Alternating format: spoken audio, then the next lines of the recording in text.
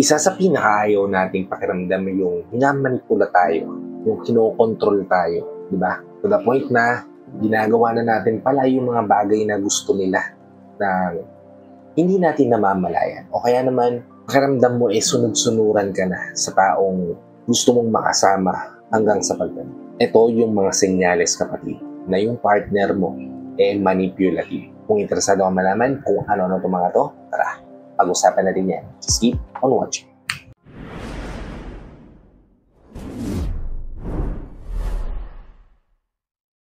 Hi, I'm Gary Primo. Tumagawa ako ng mga videos na katulad nito para matulungan ka na maging best version ng sarili mo at maibigay mo yung best self mo, syempre, sa taong mahal mo. Kaya kung bago ka pa lang dito sa channel ko, please consider liking this video.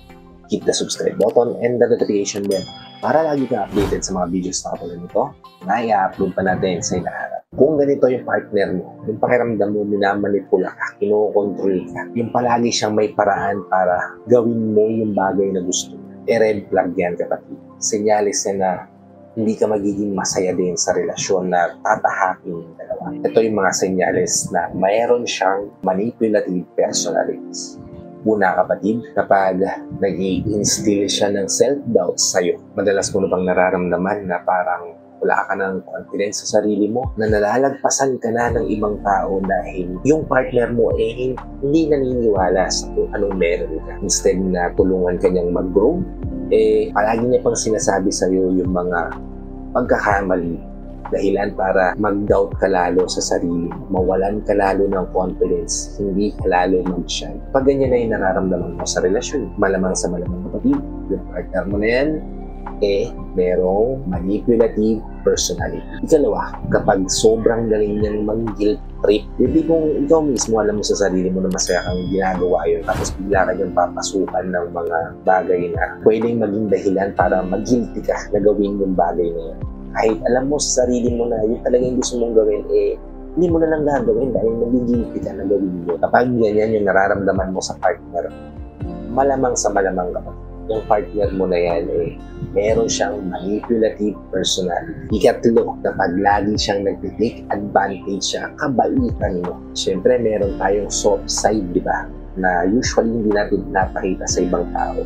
Pero sa mga taong mahalaga para sa atin, madalas na lumalabas yan. Madalas natin ito pinapakita. At yun yung gustong-gusto niya, na i-take advantage yung soft side mo, yung kabaitan mo. Kung saan ka mas magiging mahina para sa kanya, mas magiging malambot para sa kanya, mas madaling bibigay para sa kanya. Halimbawa, ayaw na ayaw mong nagipag-inuman siya sa mga tropa niya.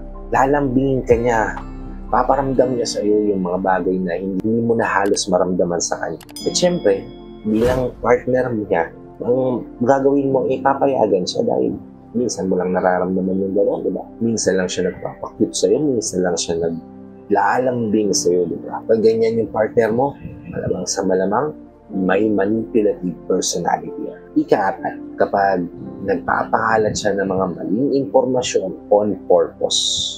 Halimbawa, kapatid, may mga tropa ka na ayaw niyang nakakasama. Ang gagawin niya, nakita ko yan si di ba? Hindi yan loyal sa girlfriend niya, hindi yan loyal sa boyfriend niya, di ba? Dahilan, para ikaw mismo lumayo dun sa tropa mo na yun, di ba? Sinong nanalo, di ba? Siya yung nag-benefit sa lahat. Ganyan yung mga traits ng manipulative na tao. Ikalima, magaling siyang magtago ng pagiging manipulative niya. Hindi mo mapapansin yan, kapatid. Hanggang sa malalaman mo na lang na ikaw na mismo napapagod ka na, ikaw na mismo nagsasawa ka na, ikaw na mismo mararamdaman mo na hindi ka na makawala o hindi ka na makahindi sa mga kagustuhan. Kasi ganun sila kagaling magtago na personalidad nila. Ika-6, kapag lagi silang walang alam, diba? Yung kapag tinanong mo sila ng alam mo naman na ginawa niya o hindi, masasabihin niya sa'yo hindi niya alam, ignorante ako, hindi ko alam kung ano yung nangyayari, inosente ako, diba? That way, hindi mo sila paghihinalaan kasi nga magaling silang magtago ng personalidad nila. Ganyan ang mga manipulative na tao. Kaya kung may ganyan tao sa paligid mo, lalo na kung partner mo yan, red flag yan, kapatid. Hindi ka magiging masaya sa ganyang relasyon unless pares kayong manipulative at minamanipula nyo lang dalawa yung isa't isa. Pero kung gusto mo yung panghabang buhay na relasyon, umiwas ka sa ganyan tao. Okay? So I hope nabigyan ko kayo ng insight idea dito sa video na ginawa ko ngayon. And if nabigyan ko naman ngayon insight o idea, please help me share din to your loved ones na posible natin matulungan ng video na ginawa natin. Para nakatulong na kayo sa kanila. Nakatulong na rin ako sa kanila. Sa lahat ng FW viewers natin at sa mga viewers natin dito sa Pilipinas na nagsabang nanonood, palagi nakasuporta, palagi nakatune in sa about video na ina-upload ko. Maraming salamat po sa kaibigan niyo panonood at pag-support. Kung bago pa lang dito sa channel ko, please consider liking this video, hit the subscribe button and the notification bell para lagi kang updated sa mga videos natin na ito na i-upload pa natin sa inaharap. So, hanggang dito na lang mga kapatid. Maraming salamat ulit sa panonood. I hope to see you all on my next vlog. Ingat ka dyan palagi kapatid. May God bless you and always protect you. Peace.